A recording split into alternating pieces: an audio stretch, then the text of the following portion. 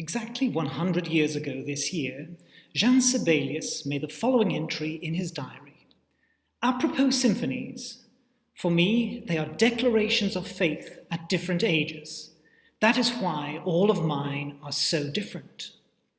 The composer was just a few months shy of his 50th birthday when he penned these lines, and by the year's end he would have completed 5 of his 7 numbered symphonies. The diversity of the set is undeniable. They chart Sibelius's development from nationalist to modernist to the isolated figure who felt out of sync with his times, and they display progressively greater concision, culminating in the silence of the composer's last decades. Although the reception history of these works is complex, they won greater recognition in the Anglophone world than in German-speaking lands. Sibelius's 7 symphonies are counted today among the greatest treasures of the orchestral repertory. My name is David Larkin, and I'm a lecturer in musicology at the University of Sydney. Over the course of the next half hour or so, I will explore these diverse works against the backdrop of the symphonic tradition Sibelius knew and the aesthetic currents of his age. I will then draw attention to a few features in each symphony in turn, which may assist you as you listen. Sibelius had been writing orchestral works for the better part of a decade before the premiere of his first symphony in 1899. On the one hand, this delay reflects his earlier interest in composing works inspired by Finnish legends and poetry, which include the enormous Kullervo symphony and tone poems such as En Saga. Sibelius's credentials as a Finnish nationalist composer rest on these foundations. Looked at from a different perspective, however, his delayed engagement with the symphony proper can be seen as part of a wider historical phenomenon. Put simply, the symphony had become a problematic genre at the end of the 19th century. The prestige of earlier exemplars, above all Beethoven's 9, had established the genre as the vehicle for the most sublime musical utterances, one where expressivity was balanced with logic and rigor. The symphony was seen to represent the ideal community, in which different members, that is, instruments, worked together to create a harmonious whole. However, developments within and outside of music threw up new challenges to would-be symphonic composers in the 19th century. The year in which Sibelius was born, 1865, saw the premiere of Wagner's Tristan und Isolde, a vastly influential work in which the premises of tonality were subjected to severe challenges. Wagner had proclaimed the end of the symphony as early as 1849, and Liszt offered an alternative in his mid-century invention of the symphonic poem. All of these factors took their toll on symphonists in the later 19th century. Brahms famously delayed completing his first symphony until he was well into his 40s. Such was his reverence for Beethoven's works. Bruckner absorbed Wagner's harmonic innovations and wrestled with the consequences in his symphonic output. The next generation of composers, which included Sibelius, had in addition to confront the seismic social and aesthetic changes brewing around the turn of the century. Of these figures, Richard Strauss abandoned the abstract symphony entirely after his teens and instead focused on programmatic tone poems. By contrast, Mahler remained faithful to the symphony, although the nature of his works, complex, heterogeneous, seeking a wholeness that is ever beyond reach, reflects the changed social realities of his time. Sibelius is somewhat unusual in cultivating both the symphony and the tone poem throughout his career. Perhaps because he had this other outlet for musical representation, Sibelius' symphonies are more abstract than Mahler's. When the two composers compared notes in 1907, Mahler thought the symphony ought to be all-embracing, like the world, whereas Sibelius admired its style and severity of form, and the profound logic that created an inner connection between all the motives. Both men could have traced their priorities back to Beethoven, with Sibelius placing emphasis on means rather than ends, as David Fanning has commented. This focus on compositional craft is certainly borne out when one studies Sibelius' scores, although the composer himself claimed that the interconnections between motives and other such matters came about subconsciously. As he described it to a friend, only afterwards can one discern this or that relationship. But for all that, from a broader perspective, a composer is merely a vessel. What's essential is this wonderful logic, let us call it God, that governs a work of art. These connections will be something I focus on in my discussion today of the individual works. Given how firmly Germany was identified as the home of the symphony, it is perhaps no accident that Sibelius was in Berlin when he began work on his first symphony in 1898. Earlier visits to the German-speaking lands included an important period of study in Vienna at the beginning of the decade, when he learned much from the symphonic works of Beethoven, Bruckner, and others, and a visit to Bayreuth in 1894, at a time when Wagner and Liszt were significant inspirations for him. Nonetheless, the most potent model for the First Symphony was not any of these composers, but Tchaikovsky. Sibelius took on board the Russians' penchant for high emotionalism and created it through similar orchestral resources, as can be heard in the following excerpt from the second movement.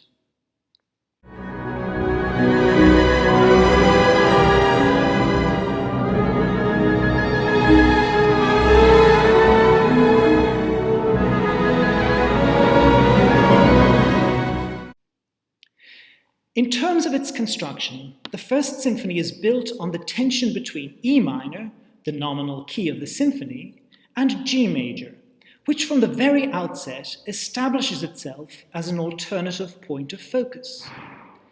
The slow clarinet theme which opens the symphony hovers first around E minor, but soon slips towards G minor. This E-G ambiguity persists into the final Allegro Energico section, which opens with heroic vigor and tries to establish E minor, but ends by subsiding onto G major at the end of the phrase.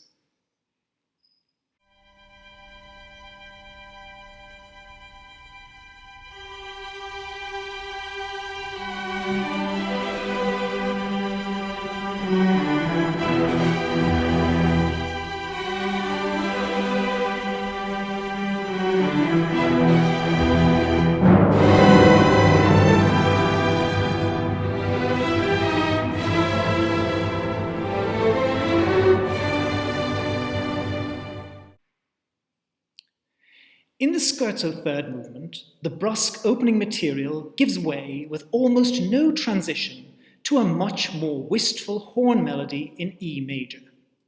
This tableau-like juxtaposition of contrasting sections is another Tchaikovskyan aspect of this symphony. In the words of James Hepakowski, bold patches of colour are laid onto the sonic canvas with the broad strokes of the palette knife, not the fine brush.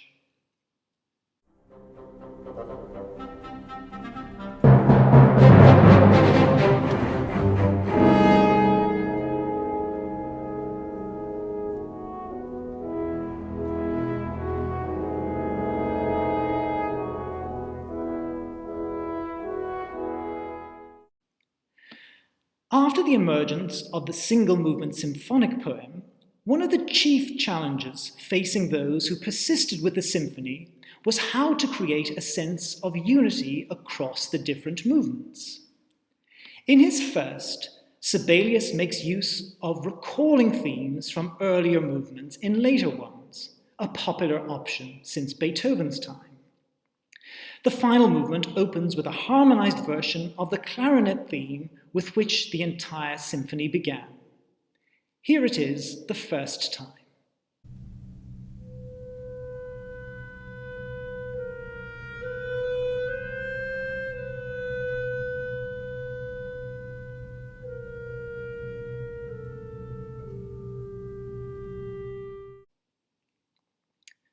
and now at the beginning of the finale.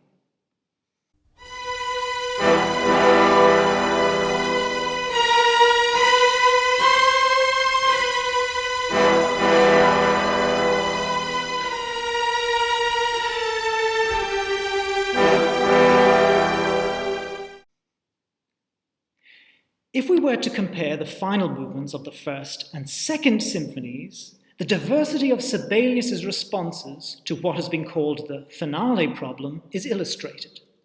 In the second, the finale emerges without a break from the third movement, but more than that, its arrival feels like a point of catharsis after the hectic qualities of the scherzo.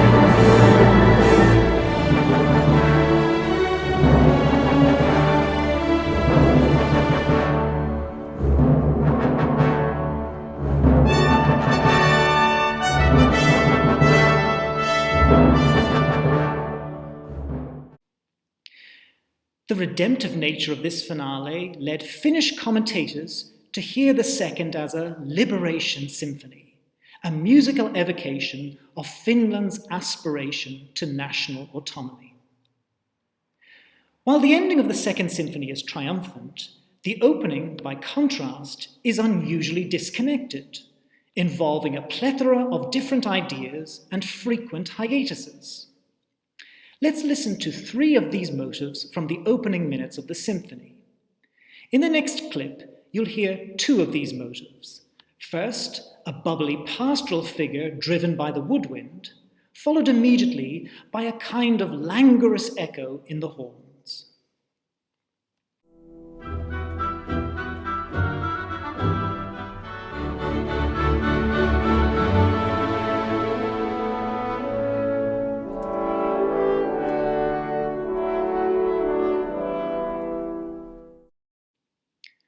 A little while later, but still in the opening part of the movement known as the exposition, a yearning figure is heard in the strings.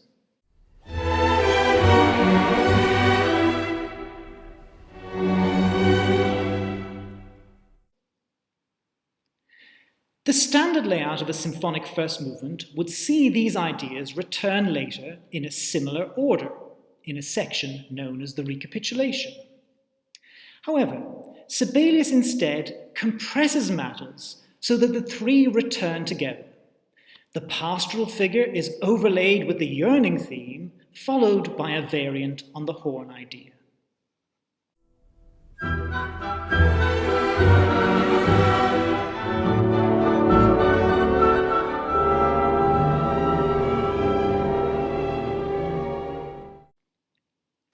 This process, whereby an initial configuration of motives undergoes gradual transformation into something different, becomes one of the hallmarks of Sibelius's later style.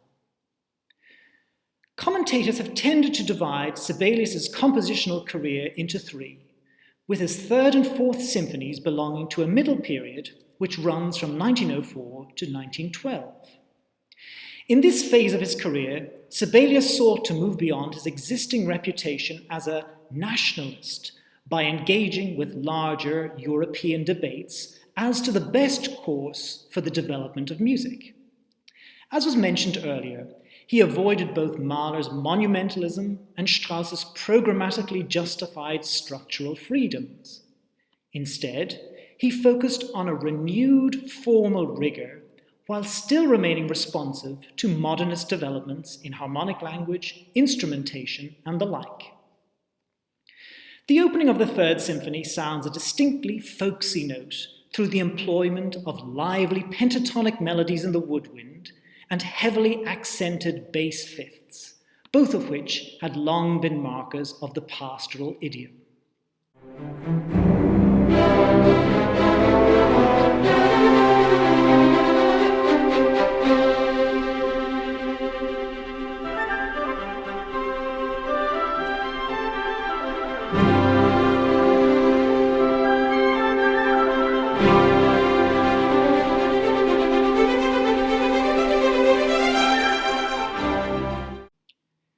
This could almost have been found in a classical era work, and as a whole, the first movement is structured according to conventional formal principles.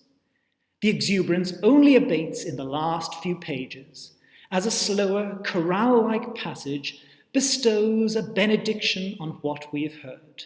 The movement even ends with the so-called Amen cadence. The slow second movement need not detain us. I'll just observe in passing that the very attractive main theme uses one of Sibelius's most characteristic orchestral fingerprints, paired writing in thirds, especially for wind instruments. However, the third movement is more complex.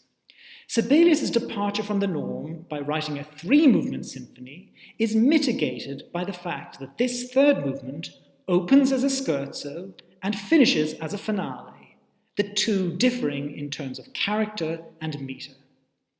Nonetheless, the finale can still be understood to be generated out of the scherzo material. Let's listen to the end of this complex process. In the following passage, the violins continue to bat about agitated figures typical of the scherzo, while the nascent finale theme can be heard underneath in the violas, before it emerges into the aural foreground as the clear-cut victor.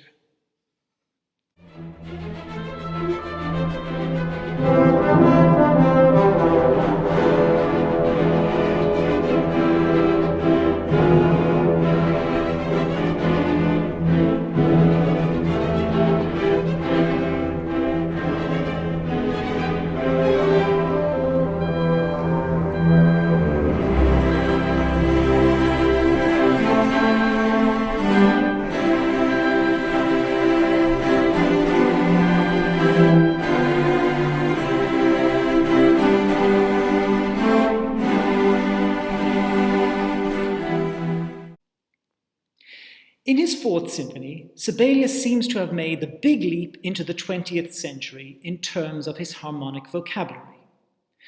There are plenty of moments where this symphony seemingly flirts with atonality. I want to focus on just one feature, the role played by the interval called the tritone. Traditionally, the first four notes of the major scale sound like this: na na na na. However, if I raise the fourth note one notch, it sounds very different. Na na na na. That gap between the first and last notes, na na, is called the tritone, and in earlier music its use was restricted, as it can disturb our sense of key. Sibelius begins his Fourth Symphony with a motive exploiting this interval.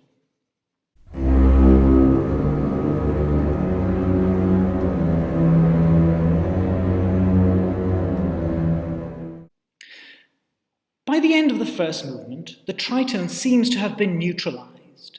The oboe has a major scale version of the motive instead.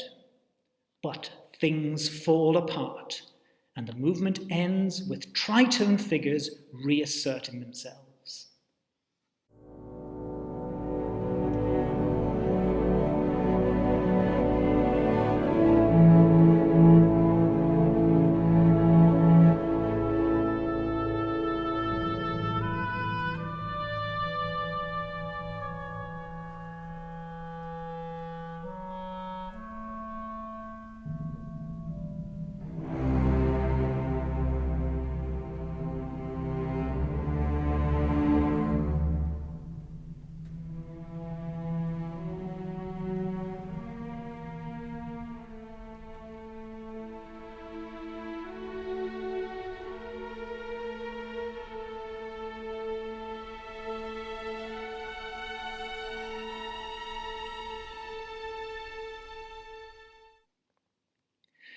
Throughout the symphony, the tritone is heard again and again. Listen to the main theme of the second movement.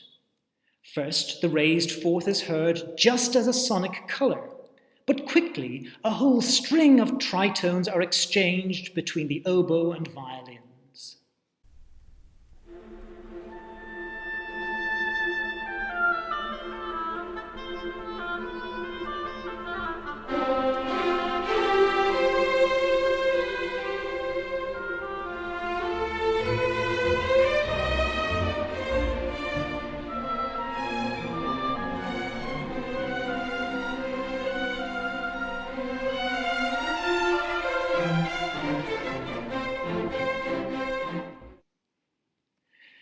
The last movement again makes the raised fourth a prominent feature of the opening theme. However, unlike the beginning of the first movement, the tritone rises instead of falling, which gives the motive a brighter feel.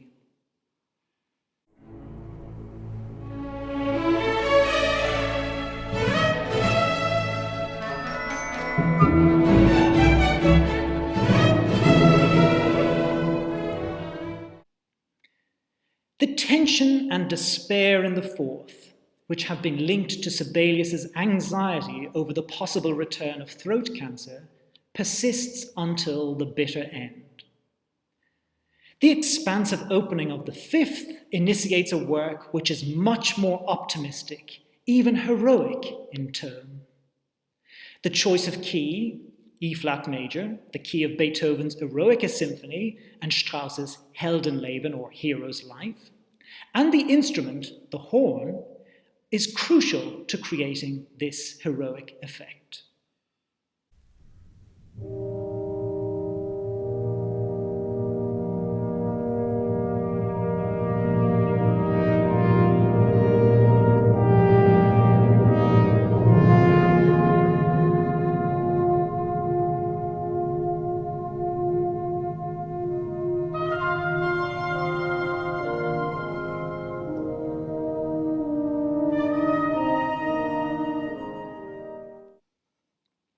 By now, you will not be surprised to learn that the opening motives played by the horn and the oboe saturate the first movement. For instance, the horn figure ba ba da da da persists all the way to the final chord progression.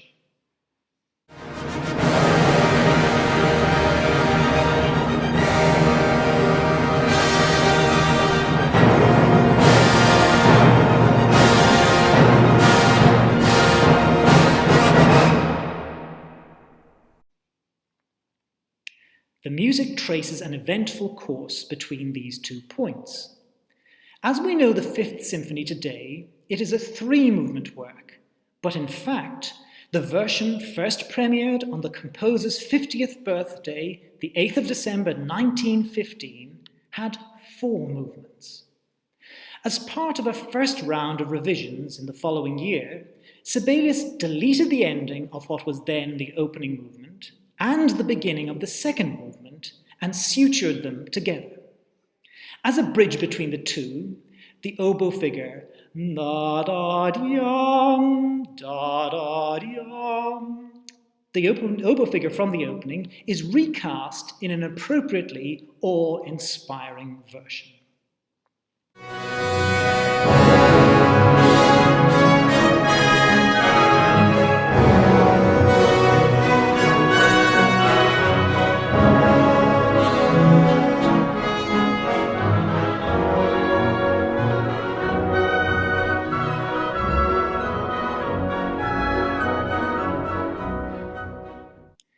The final movement has some of the most epic passages in Sibelius's entire oeuvre, achieved through the deployment of the famous swan motive, a repeated pendulum-like figure swinging low, high, low, over a strongly affirmative harmonic progression.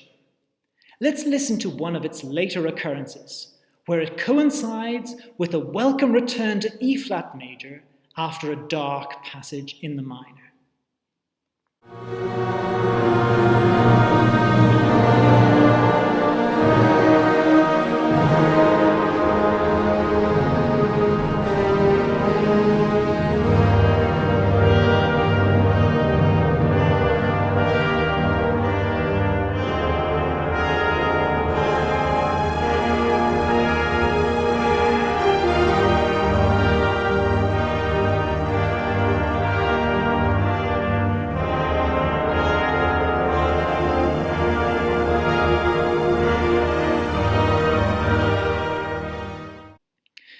Together with the Fifth, the Sixth and Seventh Symphonies belong to Sibelius's third period, one marked by the composer's sense of isolation and withdrawal.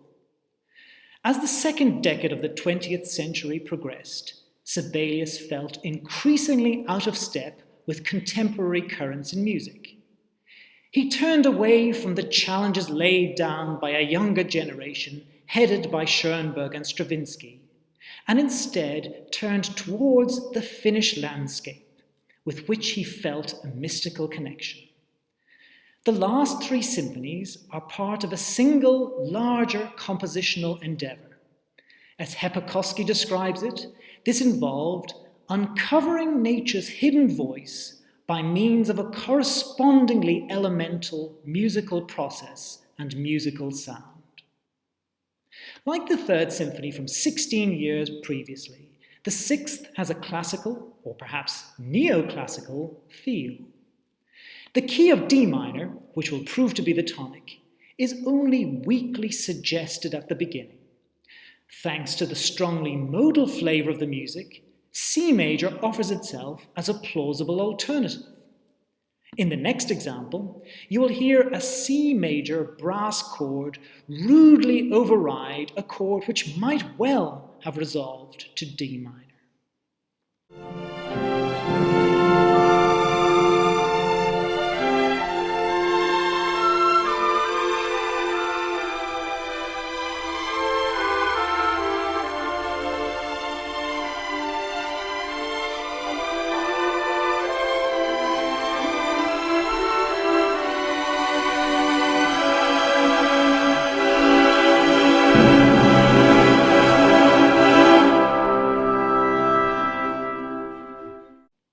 This is still a live issue at the end of the first movement.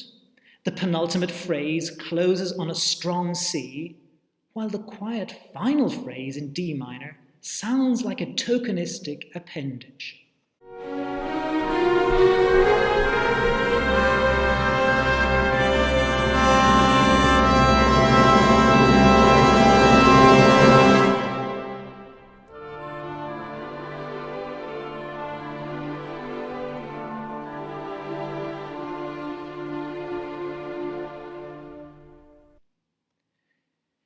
Even in the conclusion of the entire four-movement work, C isn't corrected to C sharp, as would be usual in D minor, and the movement concludes in a mood of modal melancholy.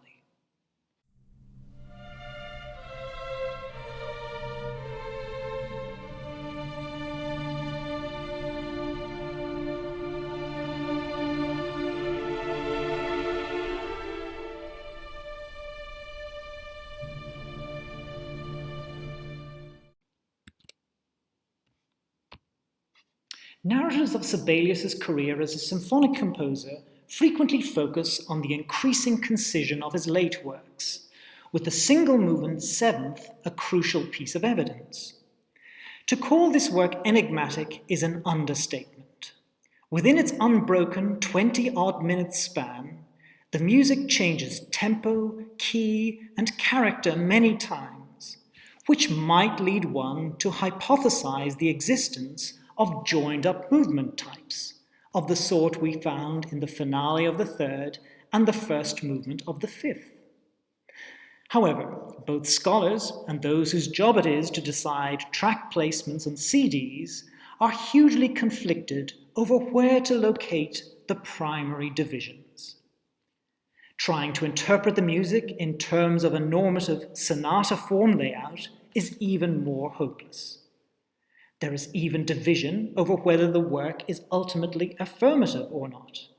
A minority view sees it as ending in catastrophe and collapse, while to others it suggests victory long struggled over.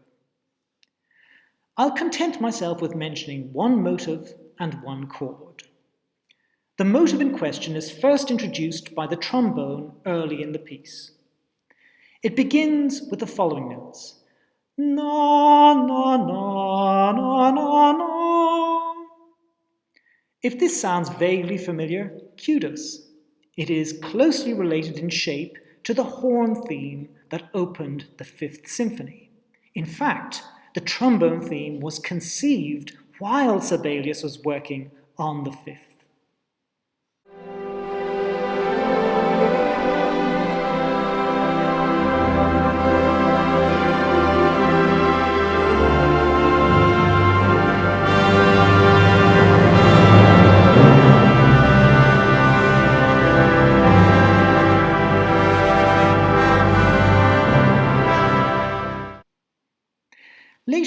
occurrences of this rhetorically powerful motive are often coordinated to align with important tempo changes, so it's worth listening out for. The chord in question is the final C major chord of the symphony. In the next clip, the onset of this chord comes after about 5 seconds, but matters are not yet finalized.